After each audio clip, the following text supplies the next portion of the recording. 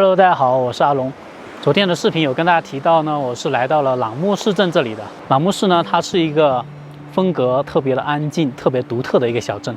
现在我就走在小镇的大街上，然后这个小镇呢是有一条江，有一条小溪，将整个小镇一分为二的。那这条小溪呢，将整个小镇分为江南跟江北。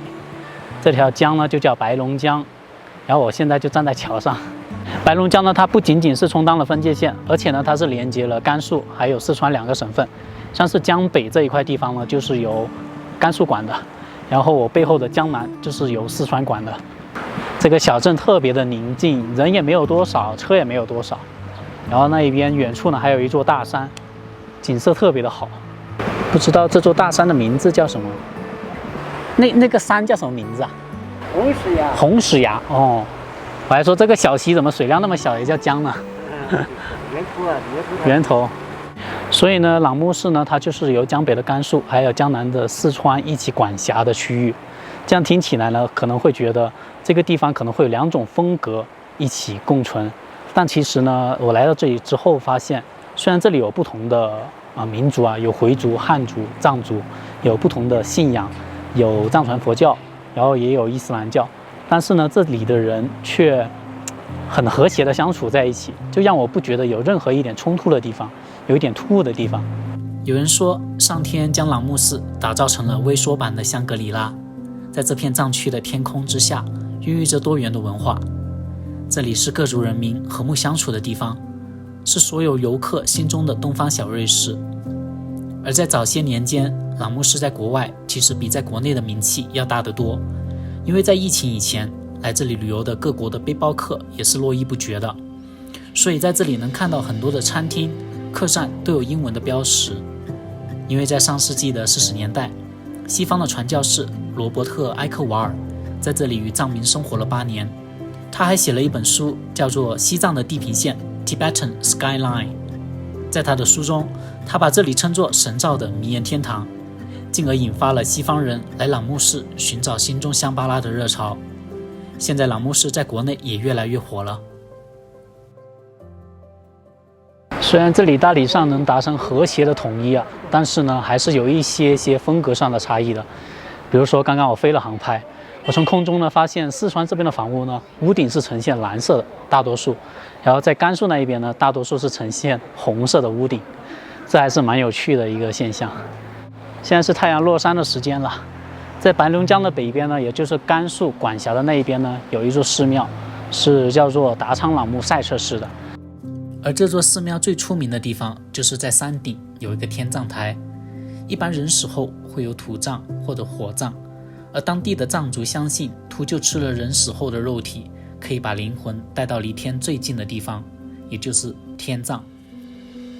然后在四川管辖的这边呢，也有一座很重要的寺庙，叫做格尔底寺。这两座寺庙呢，都是藏传佛教的寺庙来的。然后这两座寺庙中间呢，还夹着清真寺，回族的清真寺。我现在走在朗木市的大街上呢，旁边有一个餐馆，写着“您在甘肃，我在四川”，因为它前面这里呢，就是甘肃和四川的一条地理上的分界线了。就除了这个白龙江以外呢，它还有这个地理上的分界线。而且这条分界线特别有趣，两边的石头还不一样。那一边是四川管的，这边是甘肃管的，所以这石头都不一样。我现在就来到了四川这边管辖的达昌朗木寺，也叫格尔登寺。因为这边呢有2个藏传佛教的寺庙，四川管一个，甘肃管一个。然后在朗木寺的门口呢，就有一座清真寺，就在对边这个塔这里。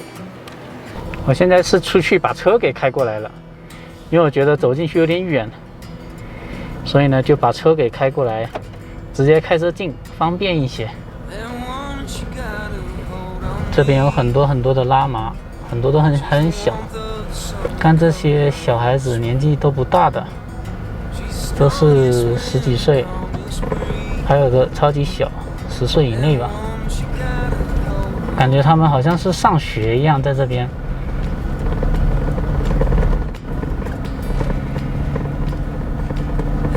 这里应该就是格尔登寺了。哇，好大一面红墙啊！我的天！哦呦，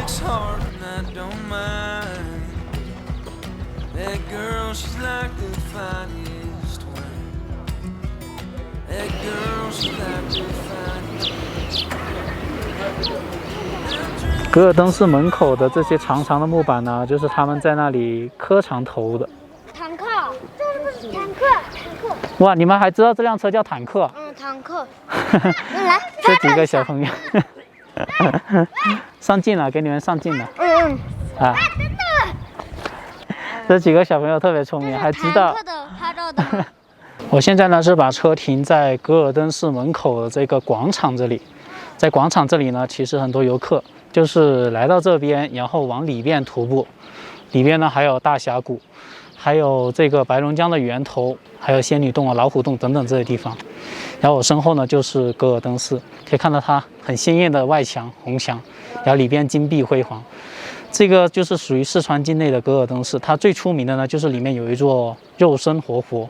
300年不腐的肉身活佛舍利子，我不知道里面能不能拍摄啊，可能不可以。我是进去看一下。这里呢是我到过的为数不多的收费景点之一啊，就很多景区其实我是没有进去的。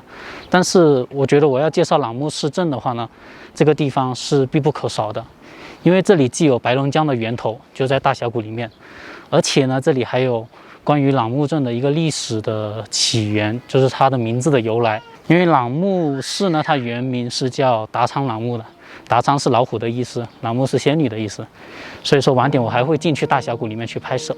我现在是参观完这个格尔登寺了，在里面见到了十分金碧辉煌的大殿，但是这个金碧辉煌的大殿是给佛住的，就是他们平时这些僧人喇嘛呢是住在旁边的这些低矮的平房里边。然后我还见到了那个肉身活佛，但是呢因为里面灯光比较暗，然后呢，因为人脸比较小的原因嘛，看不太清楚，距离也比较远，就只看到一点点的眼睛还有嘴巴吧，只看到一点点。这边有学生在学习，在朗诵，听到了吧？这是他们的课室吗？旁边这里应该是他们的课室、课堂。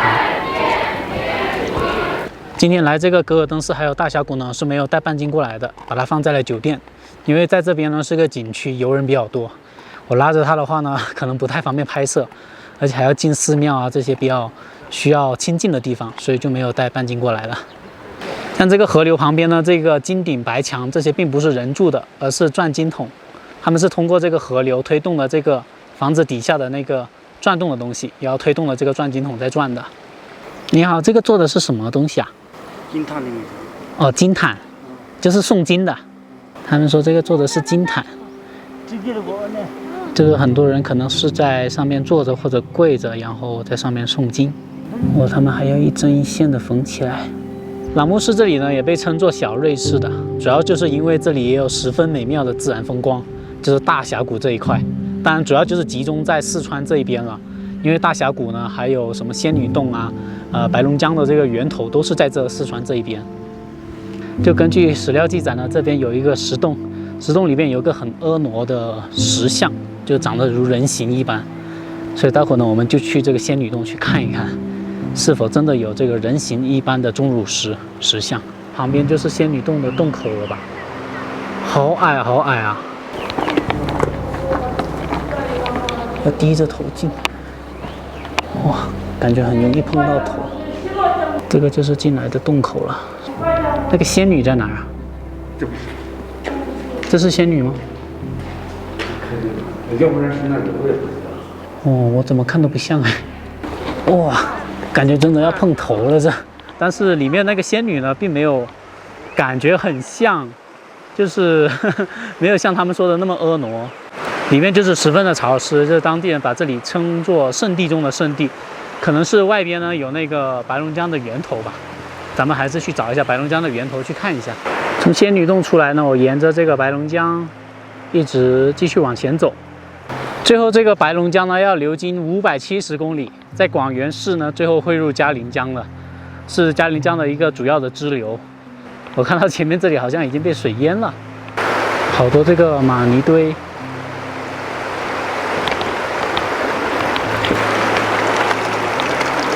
哎呀！哇，这河水好清啊！我在下面沿着这个河流一直往上走，就走到这个源头这里了。你看，这就是地下水在冒出来，不断的在渗出来，然后慢慢的往下流，就形成了这个白龙江的源头河流。嘿，哎呀，哇，这个大峡谷里面应该能走很深很远啊，里面的人都是骑马进去了。现在准备回去了，遇到好多这个拉玛，他们下课了，应该是。虽然朗木寺由江北的甘肃和江南的四川共同管辖，但现实中，朗木寺却有机的统一。无论是藏传佛教还是伊斯兰教，无论是藏族、回族还是汉族，在这里都可以和谐相处，从来没有跨界分开的感觉。诵经的喇嘛，做礼拜的回民，白龙江两边的人们各自用不同的方式传达着他们对信仰的执着。朗木寺用它博大精深的多元宗教文化、优美和谐的自然风光、独特的民俗民风，向大家展示着它非凡的魅力。